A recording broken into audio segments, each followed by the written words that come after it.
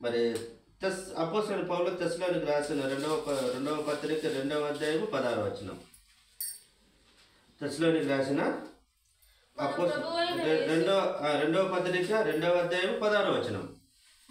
మన ప్రభువైన యేసుక్రీస్తును మనల్ని ప్రేమించి కృపచేత నిత్యమైన ఆదరణయు శుభ నిరీక్షణయు అనుగ్రహించిన మన తండ్రి అయిన దేవుడును నీ హృదయములను ఆదరిస్తారు. ఇక్కడ ఏమున్నదంటే ఈరోజు 5వ పాయింట్ మనం ఏం మాట్లాడుకుంటున్నామంటే ఈ లేఖన భాగం ఆధారం చేసుకుని నిత్యమైన ఆదరణ అంట. ఏం ఆదరణ? దేవుడు మనకు ఆదరించే దేవుడు. ఎలాగ ఆదరిస్తాడంటే నిత్యమైన ఆదరణ అంట. ఆ మాటతో మనకు భయం అనేది ఉండదు. ఆదరించే దేవుడు. మనకు ఏదైనా సమస్యలు వచ్చి ఆదరిస్తారు. కొంతమంది పెద్దలు వచ్చి మీకేమున్నా సమస్యలు ఉన్నాయట మేము ఉందాంలే అని చెప్తారు కదా. ఈరోజు దేవుడు నిత్యమైన ఆదరణతో నిన్ను ఆదరిస్తాడని చెప్తున్నాడు. మన ప్రభు అయిన యేసుక్రీస్తు మనలను ప్రేమించి కృపచేత నిత్యమైన ఆదరణ శుభ నిరీక్షణ అనుగ్రహించిన మన తండ్రి అయిన దేవుడును. మన దేవుడు నిత్యమైన ఆదరణ చూపించే దేవుడు. నిత్యము మనల్ని ఆదరించే దేవుడుగా ఉన్నాడు. మరి కొరింథీయులకు రాసిన 2వ పత్రిక 1:3 చూస్తే 1:3 2 కొరింథీ 1వ అధ్యాయం 3వ వచనం. కనికరము చూపు తండ్రి సమస్తమైన ఆదరణ. కనికరం చూపించే దేవుడు ఏం ఆదరణ చూపిస్తాడంట? సమస్తమైన ఆదరణ. మరి సమస్తమైన ఆదరణ అంటే ఎన్నో రకాల సమస్యలు వచ్చాయి, వాటన్నిటికీ ఆయన ఆదరించే దేవుడు. సమస్తమైన ఆదరణ అంట. ఒక ఆదరణే కాదు, సమస్తమైన ఆదరణతో ఆదరించే దేవుడు.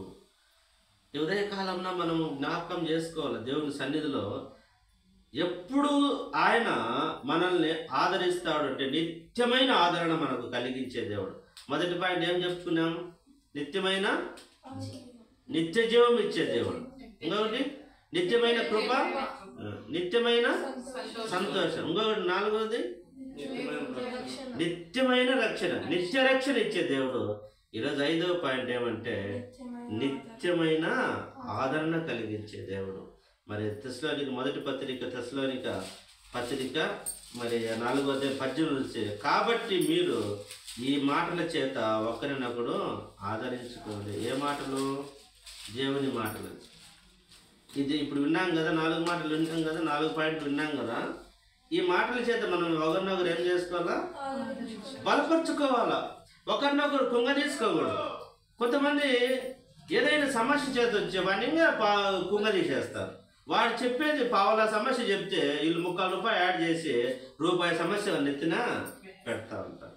అట్లా మీరు ఆదరించుకోండి. దేవుడు ఉన్నాడు. బలహీన సమయంలో మనం బలపరుచుకోవాలి.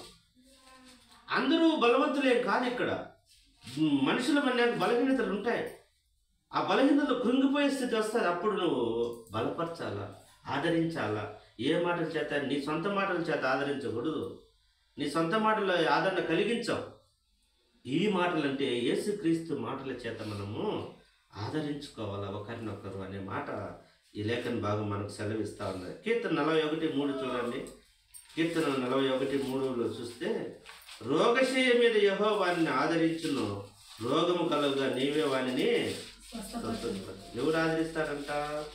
దేవుడే. రోగశయ మీద అంటే పడక మీద ఉన్నప్పుడు వాడిని ఎవరు ఆదరిస్తాడంట? యెహోవా వాడిని ఆదరించును, రోగము కలగగా నీవే వాడిని. ఈరోజు దేవుడే మనల్ని స్వస్థపరిచేది, దేవుడే మనల్ని ఆదరించేది. అవునా కదా? దేవుడే మనల్ని మనం ఏం చేస్తాం? ఎవరికన్నా దెబ్బ తగిలింది అనుకో, కాలు నొప్పి ఉన్నదని హాస్పిటల్కి పోతాం. వాళ్ళు బెడ్ పైన పడుకో ఉంటారు. మనం ఏమంటాం?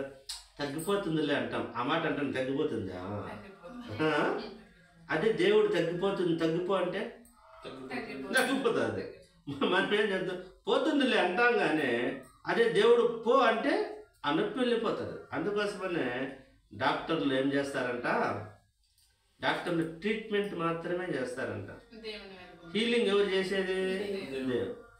డాక్టర్లు ట్రీట్మెంట్ చేస్తారు. ఇటు వాళ్ళు ఇటు చేయాలని. దాన్ని బాగు చేసేది, తగ్గించేది ఆ రోగం తీసేసేది ఎవరు? దేవుడు మాత్రమే.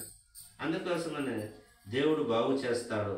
మరి యెషయా గ్రంథం 54:11 కూడా చూస్తే ఆ మాట చూడండి. యెషయా గ్రంథం 54:11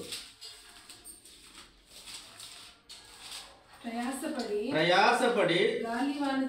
గాలివాన చేత కొట్టబడి ఆదరణ లేక ఉన్న దానా నేను నీలాంజనములతో నీ కట్టడమును కట్టదును, నీలములతో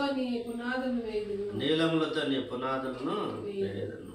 ఆదరణ లేకుండా, ఈరోజు ఆదరణ లేకుండా మమ్మల్ని కొంతమంది మమ్మల్ని ఊరు ఆదరించే వాళ్ళు లేరు అనుకుంటూ ఉంటారు.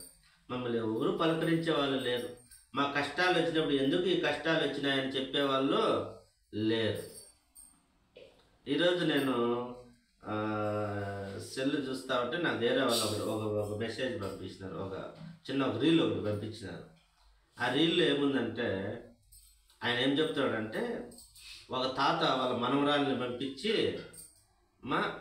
నువ్వు బయటికి పోయి ఈ విషయం చెప్పి రాకోమని పంపిస్తాడు. ఏ విషయం తాత అంటే, మా బాతు 6 బంగారు గుడ్లు పెట్టింది, మేము సుఖంగా ఉన్నాం, డెవలప్ అయినాము అని చెప్పి రాపో, మాకు సంతోషంగా ఉన్నదని చెప్పి రాపో అని పంపిస్తుంది. ఆ పాప ఊర్లోకి అందరూ చెప్పిందంట, మా కోడి బంగారు గుడ్లు పెట్టింది, మాకు సౌకర్యం అయినాము, మాకు క్షేమంగా ఉన్నామని చెప్పి వస్తే ఎవరు రాలేదంట.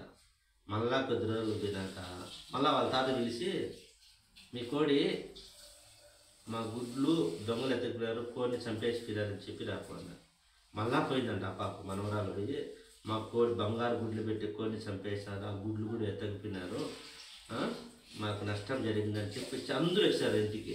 చూడను ఏం జరిగింది, ఎట్లా జరిగింది అని. అప్పుడు వాళ్ళంతా చూసి వెళ్ళిపోయినాక వాళ్ళ తాత చెప్పినాడంట, నువ్వు సంతోషంగా ఉంటే ఎవరు చూడను రారు, నువ్వు దుఃఖంలో ఉంటే ఎట్లా జరిగింది చూసిపోవడానికి వస్తారు, చూసినావా? నువ్వు సంతోషంగా చెప్పినప్పుడు ఎవరు నచ్చినారు ఇంటికి? ఎవరు రాలా. దుఃఖం అంటే అట్టే జరగాలని, మంచి పని జరిగింది అని అందరూ వస్తారు. చూడండి ఎట్లా జరిగింది, ఎట్లా పోగొట్టుకున్నారని సంతోషంతో వచ్చినారని చెప్తారు వాళ్ళతో. అంటే నేను చూసింది ఆ ప్యాసేజ్ లాగా. ఇక్కడ కూడా ఎవరు దేవుడు తప్ప మనల్ని ఎవరినో ఆదరించడు. ఆదరణ లేక ఉన్నదాన గాలి వాన చేత కొట్టబడి, సమస్యల చేత కొట్టబడి ఆదరణ లేక ఉన్నదాన ఆ మాట అంటాడు, ఉన్నదాన నేను నీలాంజనములతో నీ కట్టడమును కట్టదు, పిల్లర్స్ వేస్తారంటాడు. పిల్లర్స్ నేను నీలాంజనము ఇనుప వాటిలతో నీ పునాదులను కడతాను అని దేవుడు చెప్తా ఉన్నాడు.